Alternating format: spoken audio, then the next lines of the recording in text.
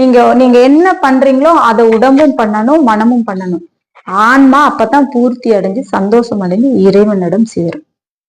இப்ப மனம் ஒரு பக்கம் உடம்பு ஒரு பக்கம் போச்சுன்னா ஆன்மா பரிதவிக்கும் நமக்குள்ள இருந்து.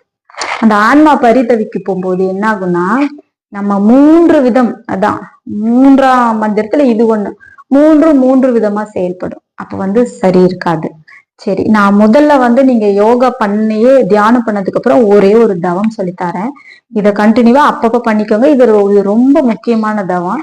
அதனால இந்த காது இருக்கு பாருங்க, இந்த காதை இந்த இடத்த நல்லா அழுத்தி பிடிச்சுக்கணும்.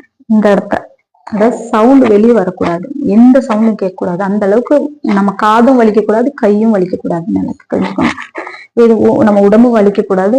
இந்த அளவுக்கு பிடிச்சிட்டு, இல்லைன்னா இந்த கையை வச்சு இப்படி நல்லா அழுத்தி பிடிச்சிட்டு இந்த கை விரல் கூட இங்க வைக்கிற மாதிரி வைங்க. அப்ப மூல நரம்பு நமக்கு கண்ட்ரோல் ஆகும். இப்படியே வச்சுட்டு 1/2 மணி நேரம் உட்காருங்க. அந்த உங்க சவுண்டு எந்த அளவுக்கு கேக்குதோ எண்ணலை அந்த அளவுக்கு அதிகமா இருக்குன்னு அர்த்தம். அப்ப அந்த சவுண்டு குறைஞ்சி குறைஞ்சி குறைஞ்சி உஸ்ன்னு சேர்த்துச்சுன்னா உங்களோட ஆற்றல் அந்த அளவுக்கு ஆகும், உள்ள அலைப்பாயுதுன்னு அர்த்தம். அந்த சவுண்டு குறைய குறைய குறைய குறைய உங்க ஆற்றல், உங்க எண்ணலை குறைய ஆரம்பிக்கும். நேரா நீங்க உங்களோட கனெக்ட் எண்ணலைக்கு நான் கொண்டு போயிட்டேன். கரெக்டா வாசியம் அங்க ஓட ஆரம்பிக்கும். அப்ப இந்த சுழல் சவுண்டு குறைய குறைய குறைய குறைய குறைய உங்களுக்கு உடுக்கை சவுண்டு கேட்கும். இங்க நரம்பு சவுண்டு வேற, இருதய சவுண்டு வேற, இது தனியா கேட்கும் உங்களுக்கு. இப்ப நரம்புல ஓடுற ரத்தம் எல்லாம் கேட்கும்.